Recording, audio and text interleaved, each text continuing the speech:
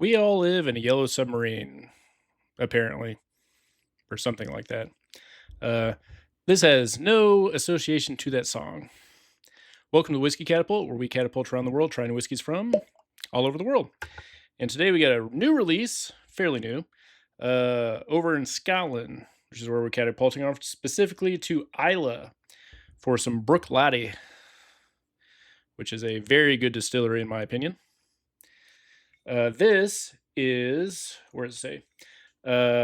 Their Yellow Submarine release. So this is for their 25th anniversary. It's a limited release. It is 14 years old. And where does it say? Here we go. Inspired by the original recipe, which they've released the Yellow Submarine before way back in the day, and matured in a combination of first fill bourbon and French wine casks.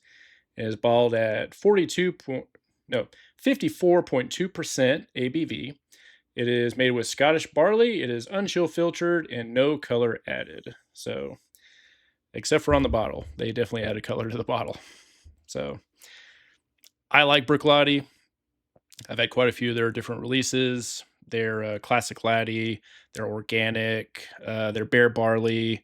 I've had their what's it called, Octomore that they do. Their Port Charlotte.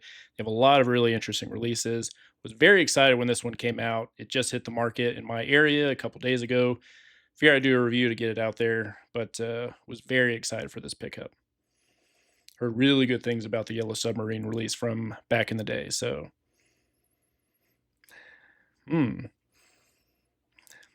sweet on the nose, kind of malty. A little bit of alcohol burn there. I got my nose a little too close. I mean, 54.2% ain't nothing. Okay. There's a faint fruit and some of the French oak spice. If you've ever had whiskey finished in or aged in French oak, there's a very distinctive note to it. And that's kind of what I'm getting through on this one. It's going to sound kind of weird. It kind of smells old. Not like necessarily old from an age statement, because it's only 14 years, but like old, like the bottle's been around for a while, you know? If you ever had like an older version of scotch from like the 1980s, 1990s, something like that, it just has like this old kind of essence to it. This kind of has that, which is really crazy. Almost like a dunnage warehouse too. If you've ever been in a dunnage warehouse, that kind of smell of kind of the old dust, the wood, the whiskey, everything kind of coming together, kind of reminds me of that. It's very nice.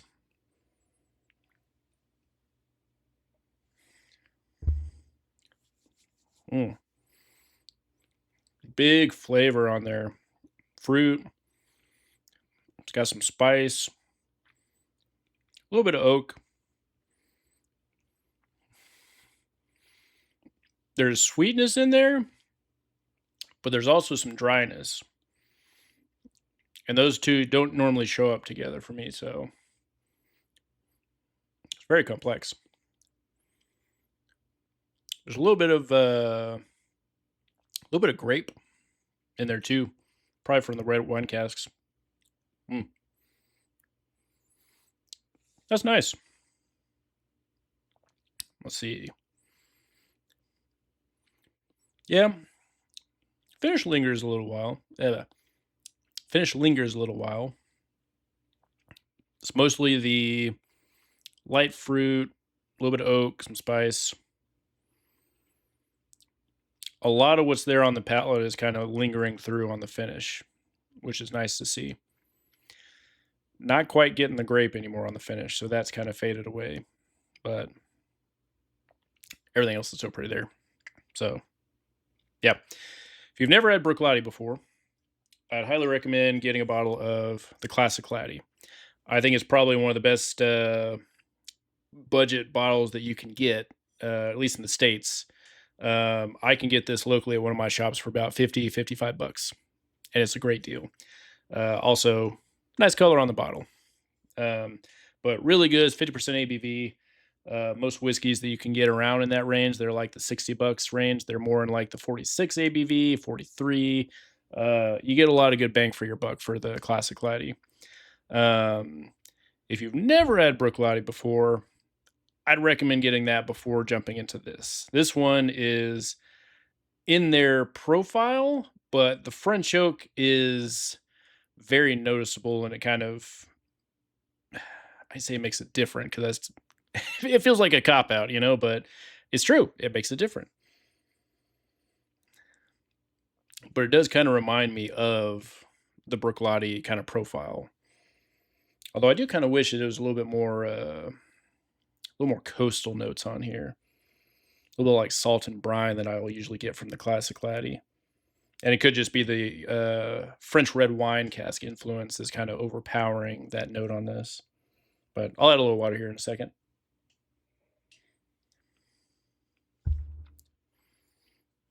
Yeah. All those same notes still coming through. That sweet and dryness play is just kind of going back and forth with the fruit and the spice. There's a lot going on. This is fun. So I add a little bit of water.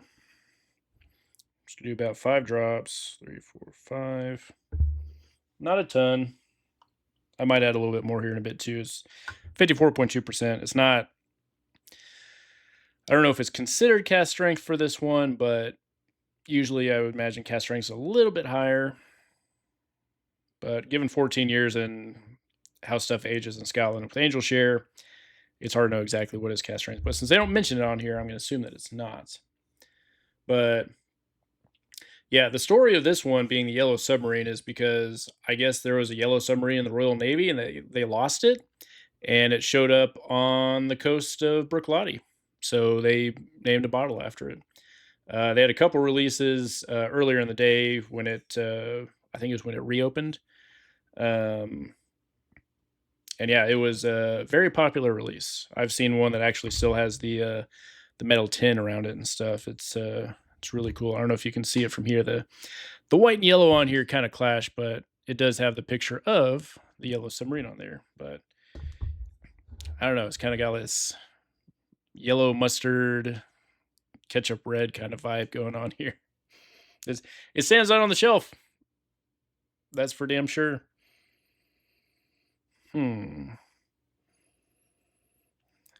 Okay, with a little bit of water, I get a little bit more of the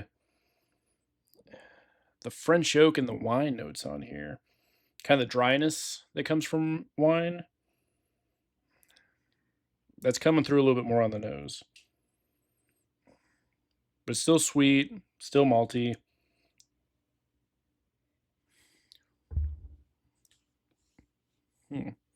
Okay.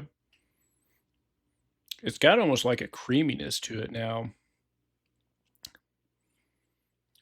It's got the creaminess. The grape is still floating in there a bit. The oak comes up a little bit more, as well as the spice. Sweetness is toned down just a bit, and the dryness is coming up a little bit more. I feel like I'm contradicting myself with these flavor notes, but like, that's what I'm getting. It's just, it's moving around.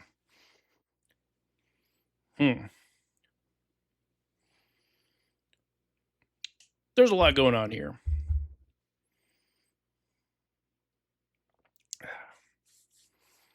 Yeah. So I'll have some of that light fruit, oak and spice on the finish.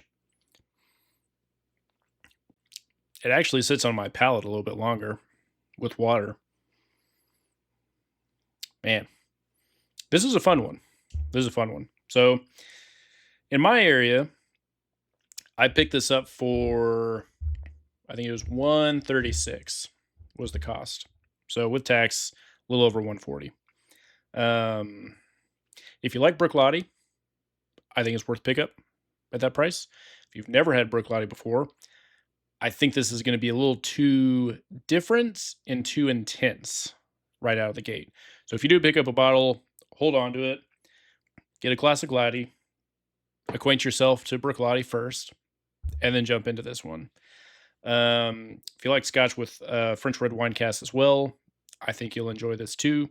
But I think it was the Bruichladdich 18 that released last year, where the community was kind of back and forth on how they felt about it. Some people really liked it, some people didn't like it at all, and it was kind of you're either gonna love it or you're gonna hate it. I could see this one kind of fitting that bill because it's it's very different. The cast play in here is, I wouldn't say exaggerated, but like if you've never had French red wine casks before, this could not be your thing. Um, but I feel like if you're familiar enough with Bruichladdich, you'll enjoy this. And it's worth a pickup, especially at that price. I don't think that's too far reaching for like a limited release like this. It's got the ABV to kind of back it up. I think it's worth a pickup. So I like it. I'd recommend it. I've been having some fun with it. I wish I could show you the fill line to how much I've drank of it, but you can't because they colored the whole bottle. And if I had to have an issue with Bruichladdich, that would be it, to where I don't know the fill line. If it'd be nice if they left just a strip so you could see where the fill line's at and kind of go from there. Some of their like the organic and the bare barley, they're in clear bottles. It's not that hard to do, but you know, they got an aesthetic to keep. I don't blame them. Like I said, it looks damn good on the shelf. So, yeah. If you enjoyed this review, hit that like button and subscribe to see where we go to catapult off to next. Cheers.